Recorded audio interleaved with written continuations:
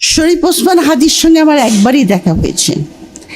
ওটাই আমার প্রথম দেখা এবং ওটাই আমার শেষ দেখা। আমি একটা সেমিনারে গেছিলাম, সেখানে হাদি বক্তা ছিল, অল্পক্ষণ ছিল।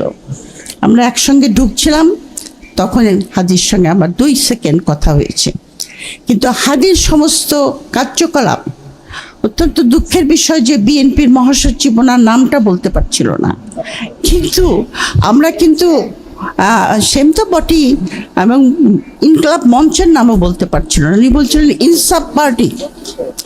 তার মানে হলো যে ওনারা বলেন বৃহত্তর রাজনৈতিক দল, কিন্তু তারা ওসমান শরীফ হাদির কার্যকলাপ, তার আদর্শ, সে যে বাংলাদেশের বিনির্মাণে তার যে স্বপ্ন, যেটা জুলাই অভ্যুত্থানে আমাদের ছাত্র জনতা যেটা আমাদের স্বপ্ন দেখিয়েছে, এবং সেটার পথ নির্দেশনা যে হাদি যেভাবে করছিল, অর্ধপথে তার কাজ থেমে গেল।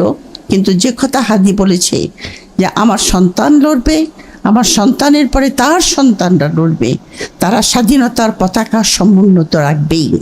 আমি ব্যক্তিগতভাবে আমি লিখেছি যে বিশেষ করে 2009 সাল থেকে শুরু করে শেখ হাসিনা যে ক্রমান্বয়ে একটা ফ্যাসিস্ট হয়ে উঠছে এবং দেশের সমস্ত গণতান্ত্রিক প্রতিষ্ঠানগুলিকে ভেঙে দিচ্ছে, এটা আমি বহু লেখায় লিখেছি। কিন্তু কোনো পথ খুঁজে পাচ্ছিলাম না। আমার মনে হচ্ছিল যে আমরা বোধহয় এখান থেকে আর বেরোতেই পারবো না। আমি ওই বিজয় সরণির ওখানে একটা মূর্তি ছিল না বিরাট, শেখ মুজিবুর রহমানের, আমি ওইখান থেকে যাওয়ার সময় সবসময় দেখতাম। আমি অনেক সময় আমার যে গাড়ি চালক, ওকে বলতাম, আমার জাহিদ জানো, এই মূর্তিটাকে না একদিন লোকে মাটিতে নামিয়ে দিবে, আমি কিন্তু থাকবো না তখন, দেখবে তুমি মানুষে নামাবে। কারণ এত অন্যায় অবিচার ওই নামে হচ্ছিল। কিন্তু আল্লাহর অসীম করুণা যে আমি বেঁচে থাকতেই দেখে গেলাম যারা আপনার ভারতীয় আধিপত্যবাদের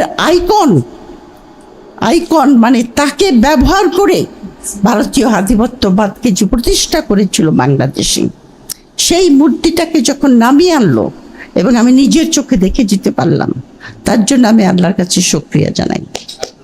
এবং আমি অত্যন্ত কৃতজ্ঞ আমার ইয়াং জেনারেশনের কাছে যে 5th of July রেভলিউশনটা হয়েছে। কারণ আমি ভাবতে পারি নাই যে আমি বেঁচে থাকতে হাসিনার পতন দেখে যাব। তাদের সাহস, তাদের দৃঢ়তা, তারা যেভাবে এই আন্দোলনকে গুলির মুখে, দমন পীড়নের মুখে দাঁড়িয়েছে, তাতে আমার বুকটা তাদের জন্য অহংকারে ভরে গেছে যে এরা আমার দেশকে স্বাধীন রাখতে পারবে, এরা আমার দেশকে আত্মমর্যাদার সঙ্গে রাখতে পারবে, এরা আমার দেশের জনসাধারণকে, নিপীড়িত জনগোষ্ঠীকে মুক্তির পথ দেখাবে। এবং শরীফ ওসমান হাদির আমি তাকে ফলো করতাম। সেই যে কথাগুলি বলেছে যে কেমন করে আমরা বাংলাদেশকে সেই বিনির্মাণের পথে নিয়ে যাব, সেই কাজটা এখন অসমাপ্ত। সেই কাজটা তোমাদের করতে হবে, কিন্তু তোমাদের সঙ্গে আমাদের মতো লোকদেরকেও করতে হবে। কারণ আমরা আমাদের কাজ করতে চেষ্টা করেছি, কিন্তু আমরা সাকসেসফুল হই নাই, আমাদের সাফল্য আসে নাই। আমাদের জেনারেশনের কথা বলছি আমি। কিন্তু আমরা যারা ছাত্র জনতা, ইয়াং গ্রুপ, আমি এদের কথা শুনলাম, অনেকে এখানে যারা বক্তব্য দিয়েছে, এবং আমি খুব ইমপ্রেসড হয়েছি তাদের কথায় যে এই আধিপত্যবাদকে রোধ করতে হলে কি কি করতে হবে। কথাগুলি অত্যন্ত সুন্দর বলেছে যে যে সমস্ত প্রতিষ্ঠানের দ্বারা আধিপত্যবাদ প্রতিষ্ঠা হয়েছে, তার বিপরীতে আমাদের সেরকম প্রতিষ্ঠান গড়ে তুলতে হবে, কালচারাল, পলিটিক্যাল, হোয়াটএভার, সেটা কি কি করে কাউন্টার করতে হবে।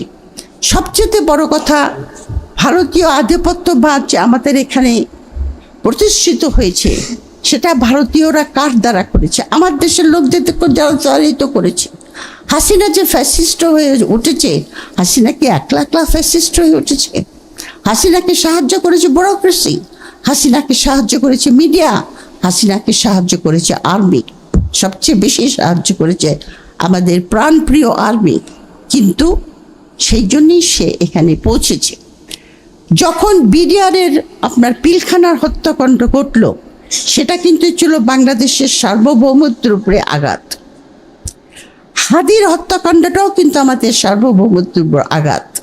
কারণ অ্যাক্রস দি বর্ডার থেকে যদি কেউ এসে আমার দেশের লোককে মেরে যায় তাদের পলিটিক্যাল উদ্দেশ্যকে সফল করার জন্য, সেটা আমি মনে করব সার্বভৌমত্বের উপরে আঘাত হয়েছে। আমাদের পিলখালার সময় আঘাত হয়েছে, আমরা কিছু বলি নাই।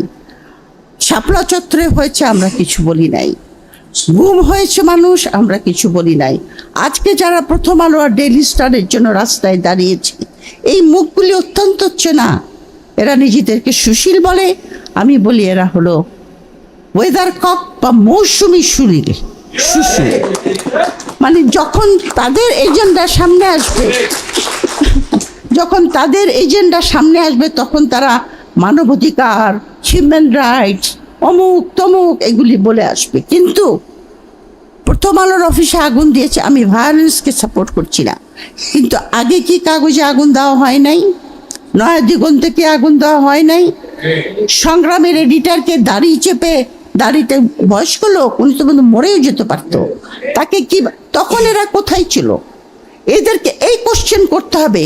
এরা কিন্তু আমাদের সকল মৌসুমি সুশীলা, কিন্তু unfortunately I may be wrong, যেটাকে আমরা বলি, হাসানুজ্জামান বলতে পারবে, তারা হলো ফিফথ কলামিস্ট বলি আমরা। ফিফথ কলামিস্ট মানে আমার দেশে বসে আমার দেশের বিরুদ্ধে কাজ করে, আমার দেশের নাগরিক পাশের দেশের হয়ে কাজ করে। তারা তো এতখানি পেনিট্রেশন করতে পারতো না যদি আমরা তাদেরকে সাহায্য না করতাম। সুতরাং আমাদের সামনে যে যুদ্ধ, সেই যুদ্ধটা কিন্তু বিশাল। এই যুদ্ধে আমি জানি না আমরা জিততে পারবো কিনা। আল্লাহর কাছে সবসময় প্রার্থনা করি, দোয়া চাই যেন আমরা জিততে পারি, এবং যদি জিততে না পারি তাহলে আমরা অন্ধকারে তলিয়ে যাব, সে বিষয়ে কোনো সন্দেহ নাই।